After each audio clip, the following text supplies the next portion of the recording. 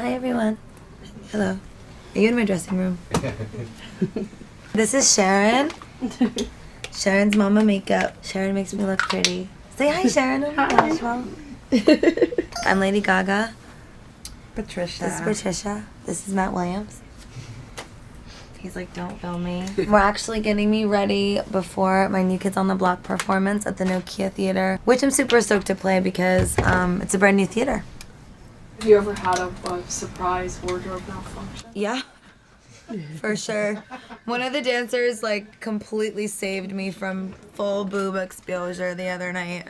It was just like totally out, areola nipple in full view. Am I allowed to say that on E? Probably not. It was like full exposure, and it's a corset, so it's like up here looking up at me. My dancer, Duke Jones, was looking right down at me, and he just pushed it right back in, and I gave him a quick ladylike thank you nod, and I kept singing. The show must go on. Truth be told, if my whole top fell off, I'd continue and do the show, but if the wardrobe malfunctions, it's nobody's fault but mine, so the audience should not have to pay for my mistake. And who cares? Everyone wants to see a little boobs sometimes. There's the, oh, great. I'll give this, let's talk intelligently about pop art for 2 hours and use that quote, please. Truthfully, we really think a lot about how the fashion fits into the show from a really graphic standpoint. For me, I don't endlessly obsess over whether other people consider my work to be pop art. It's I know the intention of the body of my work. In the way that Andy Warhol, they say your work isn't art, and he says you're right, it isn't. The whole idea is to push the envelope and beckon questions about what makes things valid and invalid. Is it an interesting question to ask that when you apply music to something that it suddenly it becomes lowbrow just because it's pop music? You have this beautiful, brilliant aesthetic of clothing, of fashion, of screens, of imagery, and then you apply pop music and suddenly it's no longer valid. I mean, whether it is or it isn't, I think it's good that people are asking themselves that question. I think it's great that you're thinking about it too. I mean, you're not just out there to, You're not just a hair bow cookie. You're mostly just a hair bow. I'm mostly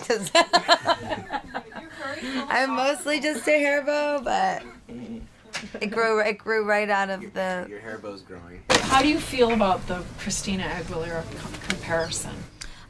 Well, it's interesting because I think that we're so different in so many ways, and I have such a tremendous amount of respect for her. I was such a big fan when I was little. It's funny because most of the comparisons people say your look is the same, but this isn't my look. This is my life. I mean, I think just based on talking to me today, you see that working with Matt, working in the house, designing all day, making all this clothing, fashion's my life. I dress like this all the time. You're not gonna ever catch me at the grocery store in flip-flops.